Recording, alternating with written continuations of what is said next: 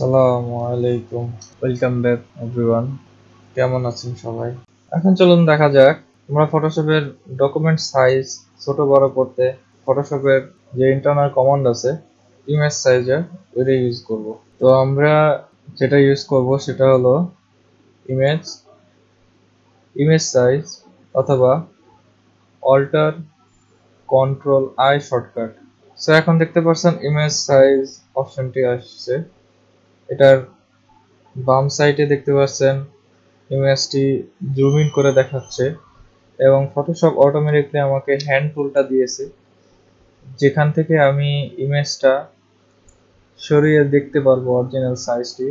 এবং দেখতে পাচ্ছেন যে অরিজিনাল যে 100% সাইজ জুম জুম করলে ইমেজটি কেমন দেখা যাবে সেই অনুযায়ী 100% সাইজ আমাকে দেখাচ্ছে।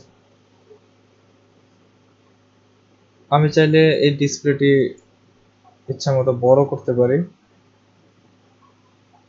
এবং যখন আমি আমার পিছনের ইমেজে যাব তখন দেখবেন যে একটি স্কোয়ারের মতো হয়ে গেছে। এটা আমি যেখানে ক্লিক করব ফটোশপ অটোমেটিকলি সেই জায়গায় জুম করবে। ডান সাইডে দেখতে পাচ্ছেন ইমেজ সাইজ এবং ডাইমেনশন দেখাচ্ছে। সো এখানে দেখতে পাচ্ছেন ইমেজের সাইজ আছে 8 মেগাপিক্সেল, এটার ওয়েট আছে 12 ইঞ্চি আর হাইট আছে 9 ইঞ্চ, রেজলিউশন আছে 162 পার স্কোয়ার ইঞ্চ, আর রিস্যাম্পল টু অটোমেটিক, আর এর ডাইমেনশন আছে 2048 ইন্টু 1535 পিক্সেল। সো আমরা যদি এটি ইমেজটা রিসাইজ করতে চাই, আমরা অটোমেটিক রিস্যাম্পল যদি অফ করে দিই তাহলে দেখতে পারবেন যে আমরা যদি 6 ইঞ্চ 12 ইঞ্চ থেকে 6 ইঞ্চ করে দিই, হাইটটি অটোমেটিক 4 ইঞ্চে চলে আসছে, রেজলিউশনটি ডাবল হয়ে গেছে। এর কারণ হলো ফটোশপ রিস্যাম্পলিং বন্ধ করে দিছে, মানে ইমেজের যে পিক্সেলগুলো আছে পিক্সেলগুলো কমাচ্ছেও না বাড়াচ্ছেও না। আর আমরা যদি রিস্যাম্পলিং অন করে দিই এবার আমরা যে 12 ইঞ্চি ছিল আমরা এখন এটা 24 ইঞ্চি করে দিই, দেখতে পারবেন রেজলিউশনটি আগের মতনই আছে কিন্তু সাইজটি বেড়ে 143 মেগাবাইট হয়ে গেছে এবং পিক্সেল কাউন্টও বেড়ে গেছে। কারণ আমরা যদি এটা অরিজিনাল যে 160 পিক্সেল ছিল সেটাতে এনে দিই, তো এখন দেখতে পাচ্ছেন ইমেজ সাইজ 31 হয়ে গেছে। আর আমরা যদি এটি কমিয়ে দেই তাহলে আবার দেখতে পারবেন ইমেজ সাইজটি কমে গেছে। তার মানে ইমেজের থেকে পিক্সেল ফটোশপ অটোমেটিকলি রিডিউস করে দিছে। আর যদি এটা আবার বাড়িয়ে দিই তো এখানে দেখা যাবে যে ইমেজ সাইজে ফটোশপ ইমেজে নতুন পিক্সেল অ্যাড করছে। আর এখান থেকে আপনি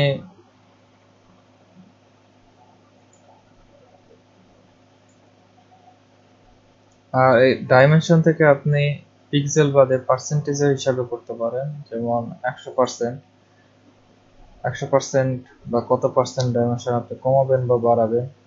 আর এখানে রিস্যাম্পলিং যে অপশনগুলো আছে এখানে আপনি যদি ফটো লার্জ করতে চান, ইনলার্জ করতে চান বা বড় করতে চান তো প্রিজার্ভ ডিটেলস এর যে অপশনটা আছে এটা সিলেক্ট করতে পারেন। আর যদি আপনি ছোট করতে চান তো শার্পেন বা রিডিউস যে অপশনটা আছে এটা সিলেক্ট করতে পারেন। তো এটার কারণে ফটোশপ আপনার ইমেজটা অটোমেটিকলি যদি অটোমেটিকলি সেট করে রাখেন তো আপনার ইমেজটা অটোমেটিকলি এই দুটো অপশন থেকে যে কোনো একটা অপশনের মাধ্যমে বড় হবে অথবা ছোট হবে। আর ফটোশপের নতুন একটি অপশন যে প্রিজার্ভ ডিটেলস 2.2 যেটা আছে, এটাতে যদি আপনি সিলেক্ট করেন তো আপনি দেখতে পারবেন ফটোশপে যেই অপশনগুলো ছিল যে অটোমেটিকলি হায়ার কন্ট্রাস্টের মাধ্যমে আপনার এই ইনলার্জমেন্ট সিস্টেমটা ইউজ হয়। তো আপনি এই জিনিসটা ট্রাই করে দেখতে পারেন যে আপনার যে কোন ইমেজে এটা আপনার জন্য বেটার হয়। আর একটা জিনিস যেটা আছে সেটা নিয়ারেস্ট নেইবার হার্ড এজেস, এটাও আপনি ট্রাই করে দেখতে পারেন। বিভিন্ন কাজে এই অপশনটিও কাজে লাগে। তা চলুন দেখা যাক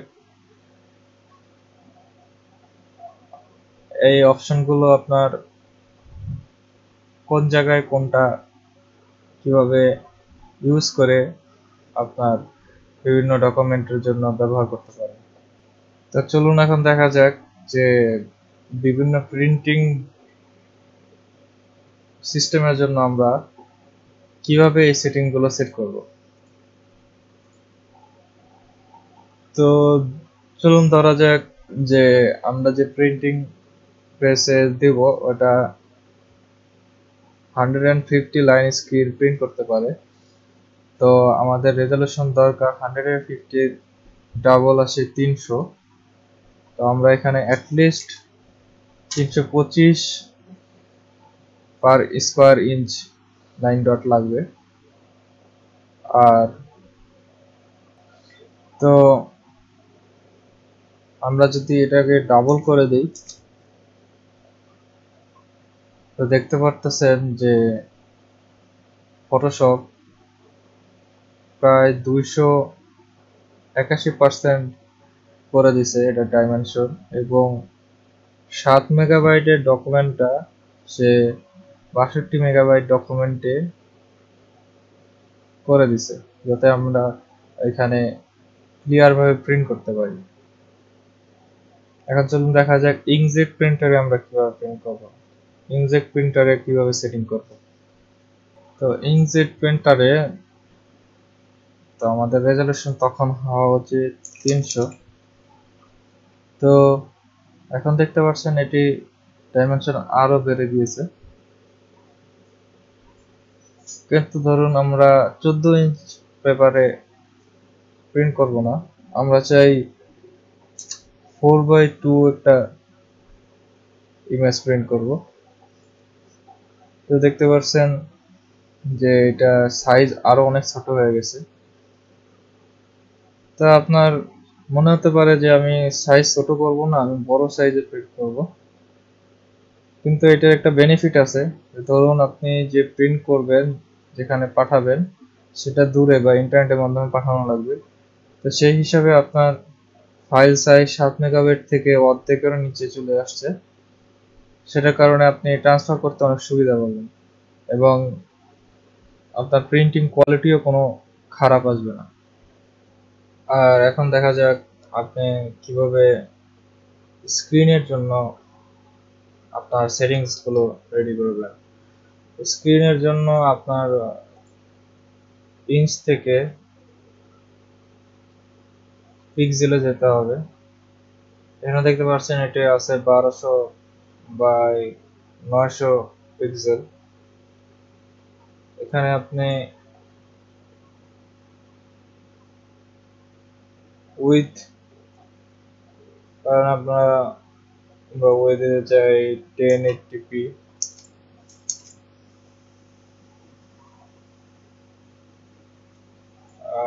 হাইট যায় 1080p, আর উইথ হবে 1920।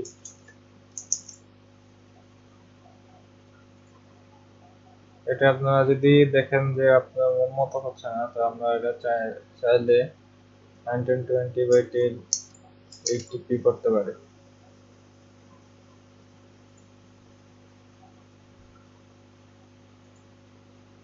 তো এইভাবে আপনারা ফটোশপে সেটিং নির্ধারণ করতে পারেন, এবং আপনার আউটপুট ফাইল তৈরি করার জন্য সেটিংস ইমেজ সাইজের সেটিংস নির্ধারণ করে কাজ শুরু করতে পারেন।